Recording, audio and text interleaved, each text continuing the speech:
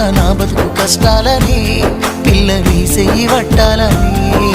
నల్లని సీకట్లో ఒకదాన్నే కూసున్న దిక్కులేని పచ్చినయ్యి బావా నువ్వెప్పుడొస్తావని ఏళ్ళైపోతుంది పిల్ల ఎన్నెలొచ్చింది మన బతుకులా ఏలైపోతుంది పిల్ల ఏలు వట్టంగా వస్తున్నాగా ఇన్నాళ్ళ ఎడబాటు ఎడవాసిపోతుందిలే ఈ సీనయ్య గుంటున్నదే సినదారా నీ కోసము ఈ దూరాన్ని చెరుపుతూ తీరాల తెగిరింది అందాల ఈ మానవు